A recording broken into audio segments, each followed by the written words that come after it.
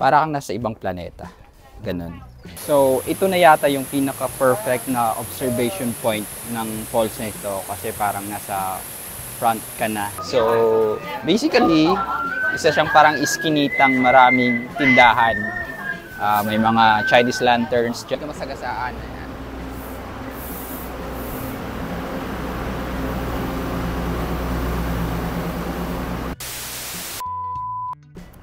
At ngayon nga ay day 3 ng ating paglilibot dito sa Taiwan. Dito pa tayo sa Taipei.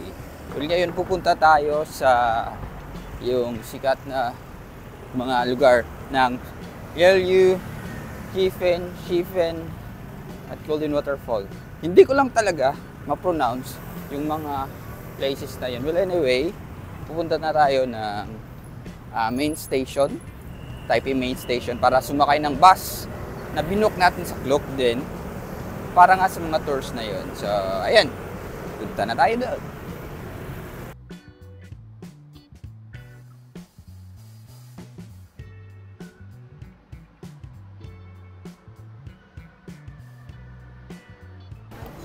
So, ayun.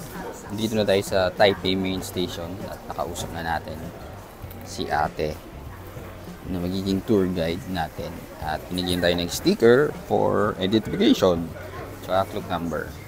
So maghihintay na lang tayo ng bus. We'll be leaving about 8:45.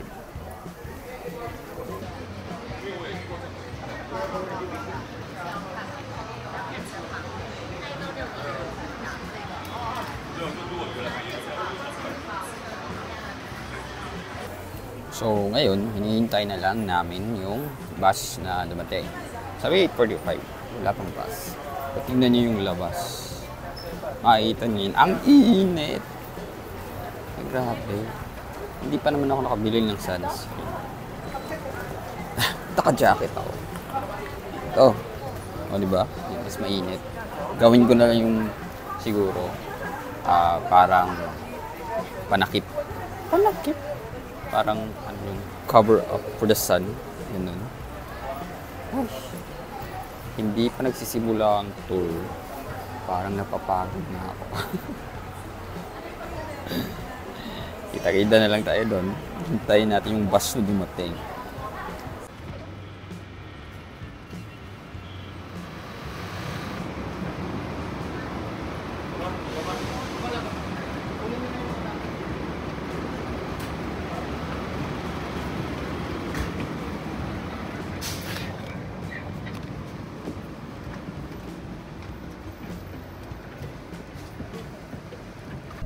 About 15 minutes to 1 hour, we will arrive at Yelyu Japan.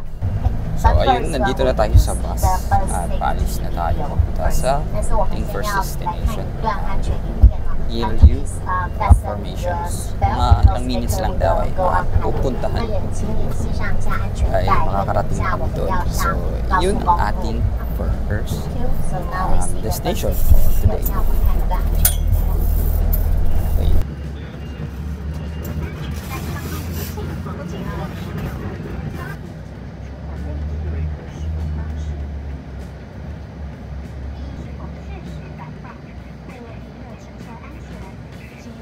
Departure time, we really need to depart on time at each junctions. Okay, so thank you so much for your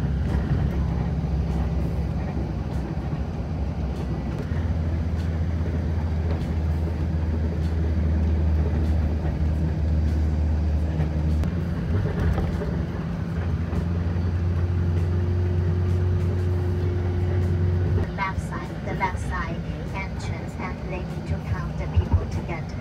Okay, so 等一下，当我们面对 And so, parating na tayo. Nandito na tayo sa ito, visitors area ng Yelyu Rock Formation. Yan, bababa namin.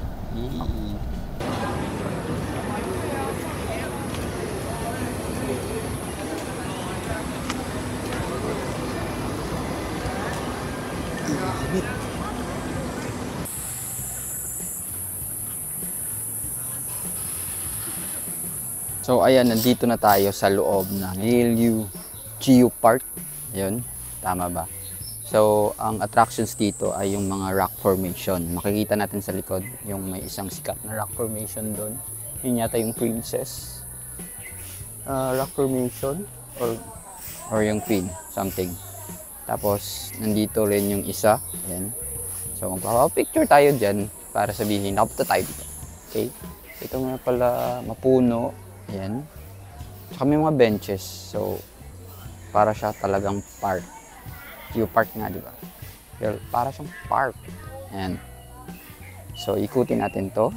Mamaya-maya. Sige. At nandito na nga tayo sa Gilyu Park Stone Formations. Ito, kita niyo yan. Para silang mga mushrooms sa dagat. Yan, para silang mga, ano yun, sa kare-kare. Basta. So, ayan. Sabi nung guide, na-erode daw to ng dagat. So, ganyan yung mga itsura, no? Ayan, so ikot-ikot lang tayo. Medyo maraming tao. Medyo mainit, pero okay lang naman. Para kang nasa ibang planeta. Ganun. Ayan. Para siyang tail ng isda. Kung makikita nyo yan. Diyan. So, marami pa dun. Meron pa dun. Meron pa dito. So, ayan. So, lilibutin natin. Okay?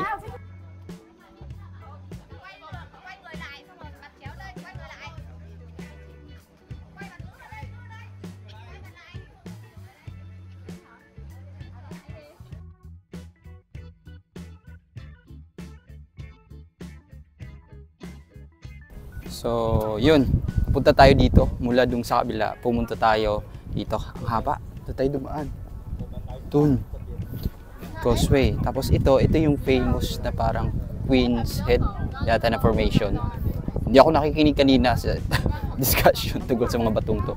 Basta ito yung sikat kasi pinipilahan na yung mga tao pumipila para mag-picture. So, wala na akong time para pumila. Dito na lang ako sa likod. Simpleng naman. So, ngayon, parang pabalik na tayo sa bus kasi mag-11 na. Yun yung call time. So, yun. Ito yung Gilyu Park. Ayan, medyo mainit. Pero maganda. Unique. At syempre, nandito kayo sa Taiwan. Syempre, tip dapat nyo to palampasin. Kala ko magsaselfie tayo. Okay.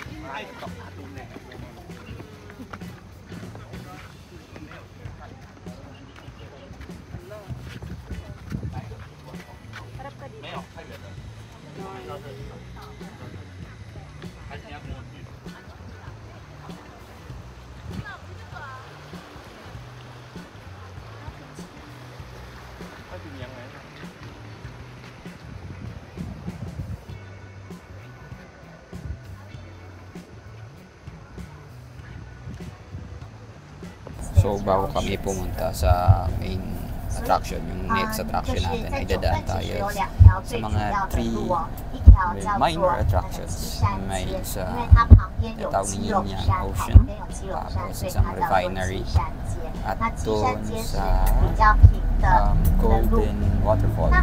Major attraction, ko lang sure. Basta yun yung pupuntahan natin sunod.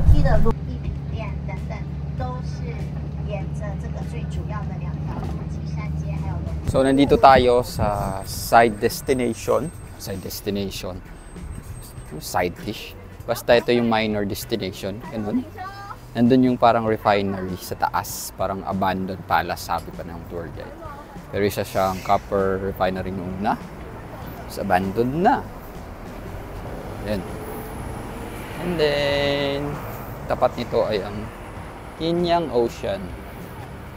Nothing special. Ocean siya. Maganda yung view, pero dagat lang naman. Anyway, kung gusto nyo yung lumabas ng bus ng konti, pula konti, ganun. So, pwede dito. Ayan.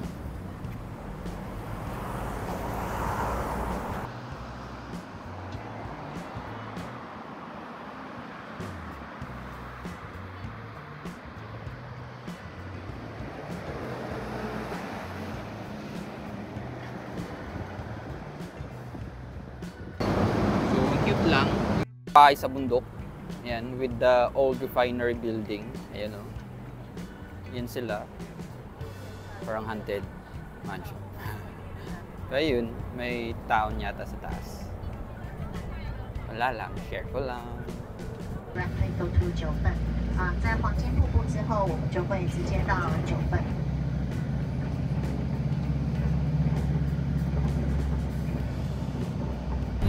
So after doon sa observation deck, ay papunta na tayo sa Golden Waterfall. Actually, umakyat tayo.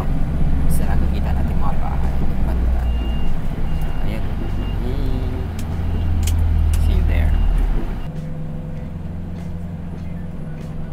Kita niyo mga bato, nag-change na. Your right side, the mountain and the Keelong Mountain. 右手边这个山叫做基隆山，基隆山。Today we already saw the Keelong Pipe. So ayun, sa likod ko, ito na yung Golden Waterfall. No, malapit lang pala dun sa una nating binabaan. So ayan. Makikita para siyang yellowish kasi nga copper town to. So yung mga minerals na deposit, makikita sa waterfalls. Ayan. Yung waterfalls. So siguro kung nag-book kayo ng trip or ng tour sa Yeoyu Jiufen Shifen, madadaanan nyo to.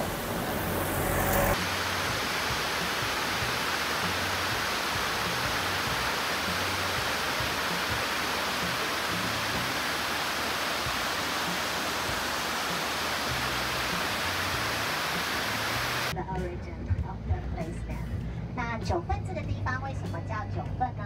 有人说，因为大概在150多年前，那时候是中国清 Tours So, ngayon papunta na kami ng Jiufen. Yung sikat na slow village ng mga tea houses. Sa makikita natin sa mga vlogs. Literal yung inspiration sa design ng Spirited Away na cartoon. So, makikita natin yan mamaya-maya. Excited na ako. And so, nandito na tayo sa looban ng Jiufen. So, basically, isa siyang parang iskinitang maraming tindahan. May mga Chinese lanterns dyan. Maraming titinda ng tea, traditional, at saka yung mga milk tea. May mga pagkain, mga souvenirs. Ganun. So, ito yung itsura niya. Parang ganyan. Marami ding tao dito. Parang turista. Parang Filipino, syempre.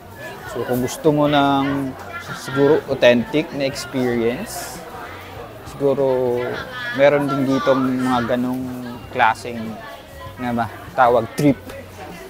Ang food trip. Tea, kung gusto mo, tea lover ka, maghanap ka lang ng tea house. Pero mamaya-maya ay pupuntahan natin yung sikat na tea house at doon tayo magpapicture, syempre.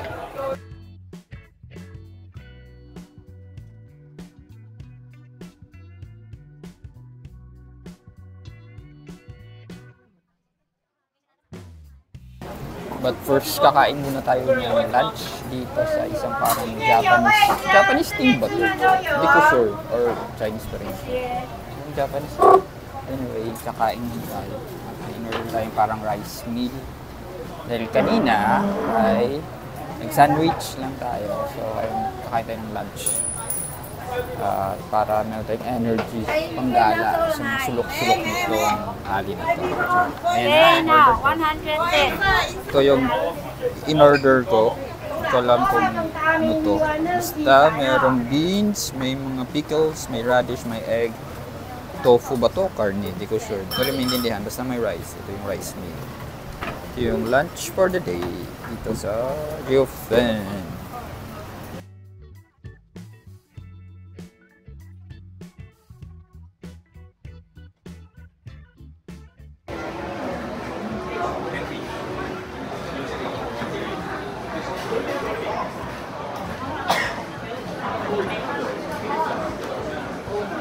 At meron din sila dito parang viewing deck ng landscape ng dagat.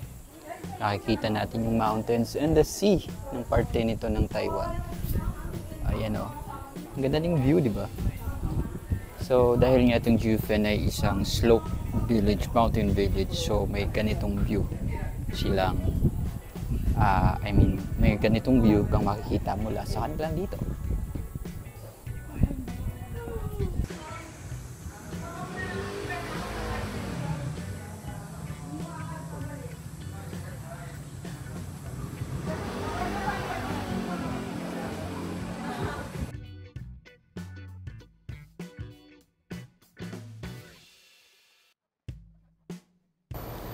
So, nakakahinga lang yung part na to.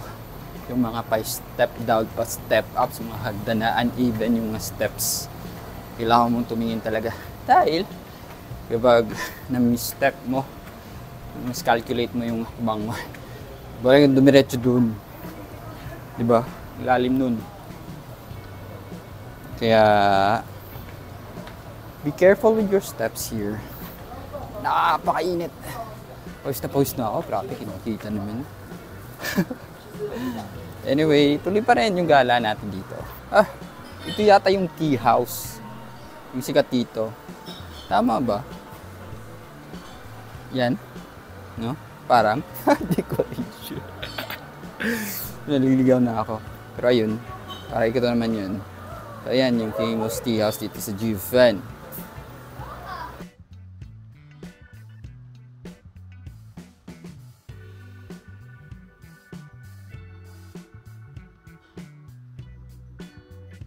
At dahil sa patay gutom tayo, ngayon naman, dessert naman yung ating in-order dito. Ang init, diba? So, might as well, kain tayo ng malamig. Dessert. Ano to? Parang taro beans, with beans na may vanilla ice cream on top. So, ito, lamig kasi init talaga. So, ito yung place. Para siyang traditional Chinese place. Itong place na to. So, along lang doon malapit sa may tea house kanina. So, ayan. Enjoy ko muna to. Okay.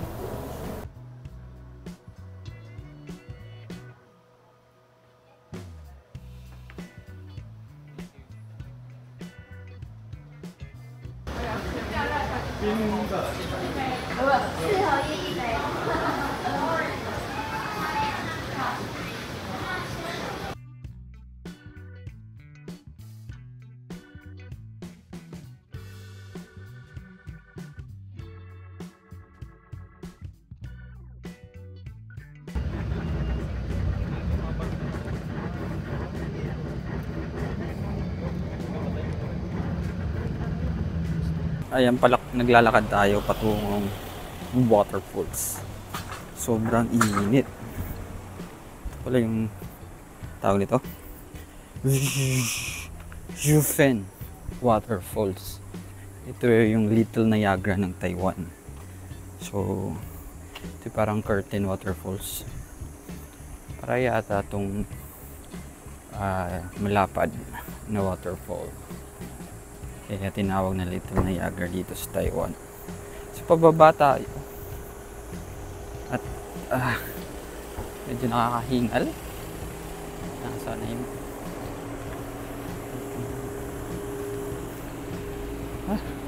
Mababa na dito. Ay, naku. Ito na yung second to the last shot na attraction. So, tayo sa Jiufen pala yun. Jiufen Waterfalls. Jiufen Waterfalls.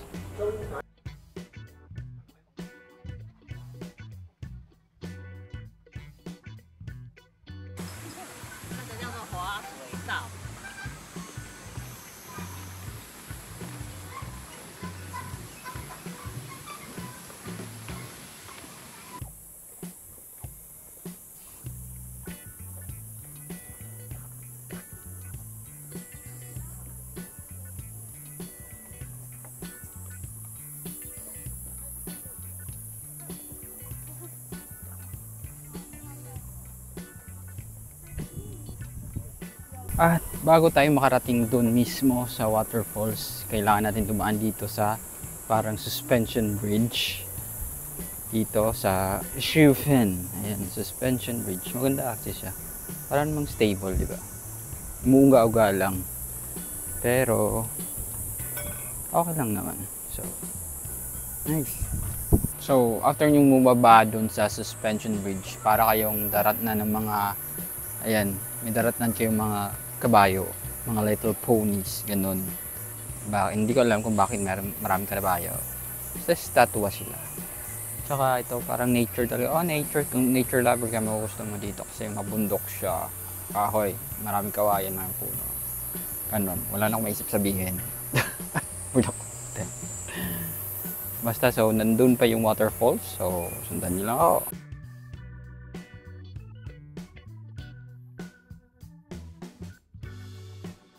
At ayan ang waterfalls sa Schiefen. Schiefen. Basta. Yan ang tinatawag na curtain waterfall. So, mas malapad siya compare sa ibang waterfalls na pahaba. At may iba't ibang observation deck. Meron doon sa baba, meron doon sa taas, at meron pa doon malayo. Siguro mas maganda yung sa malayo kasi full mong makikita yung waterfalls. Pero maganda na rin dito. Kita. Hindi naman siya ganong kalaki, pero maganda na siya sa picture.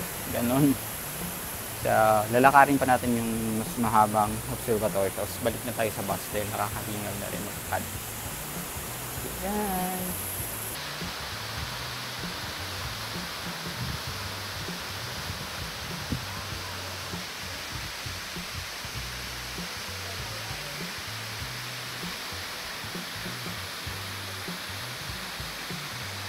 So, ito na yata yung pinaka-perfect na observation point ng falls na ito kasi parang nasa front ka na ng falls. So, kita-kita mo na yung kabuuan ng falls at konti na lang yung mga vegetation na nakaharang.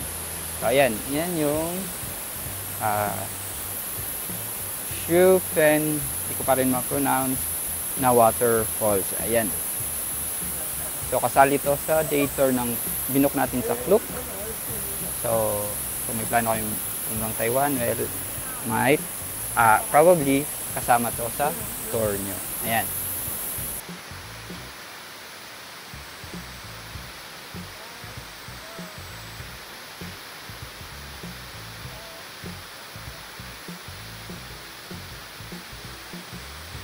At nandito na tayo sa ating last destination sa araw na to, sa tour na to. Nandito tayo sa Schiefen Railway hindi ko alam. Basta ito yung railway road ng Schiefen. Sikat sa mga tourist kung saan marami ang nagpapalipad ng sky lantern na may nakasulat. So magpapalipad ba tayo ng sky lantern? Parang hindi. Wala na akong pera eh. So manunod na lang tayo sa mga taong magpapalipad ng sky lantern. Pero ang gagawin natin is kakain. Kakain tayo ng xiaolong bao at ng ice cream at ng chicken wings. Dahil nakaset yun sa ating tour kanina. So, food trip na lang tayo kaysa sky lantern.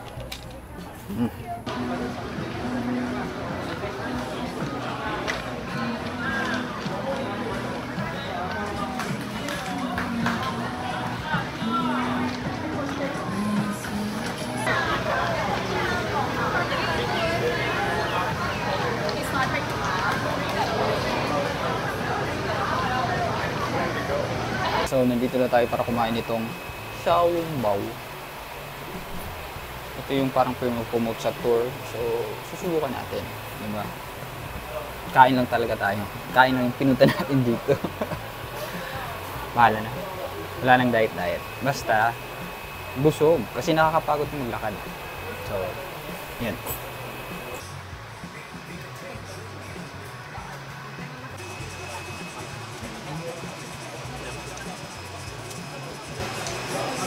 Masarap. Siyempre, juicy kasi. Parang ba?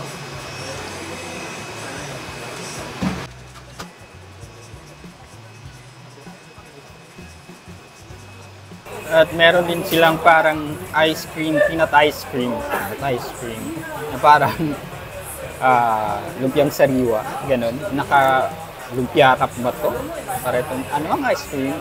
Yung lumpia wrapper, ganun yan. So,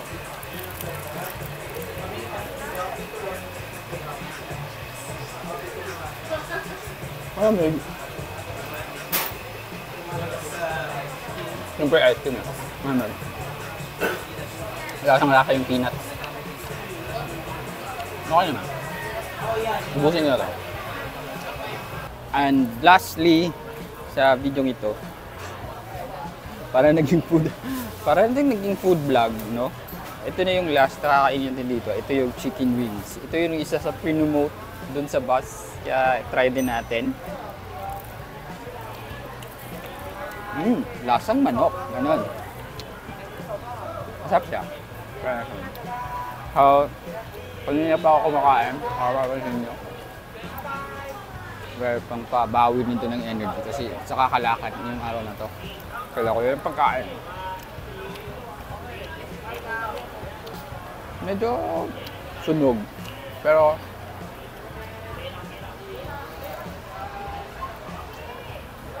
juicy naman, masarap. Kaya kung naggawi kayo dito, yung tatlong pagkain na yun, maaari nyo matikman. Dahil na rin sa mga tour guide na nagpo-promote ng mga pagkain to. Sila na mismo ang nagko-kolekta ng bayad. Ayun, nasa 80 Taiwanese dollar to. So, 160 pesos. Masarap na. 可是认不出来。我觉得听他们讲话，我们有时候会觉得广东人，然后对跟新疆。 At ito'y isa sa hinihintay ng mga tao dito, yung tren. Ayan, ayan na yung tren. Hello, tren. Ayan. So, syempre gigilid ka, di ba? Para hindi ka masagasaan. Ayan.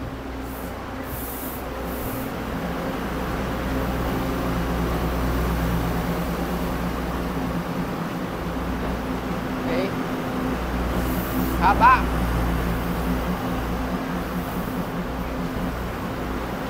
Okay na yan!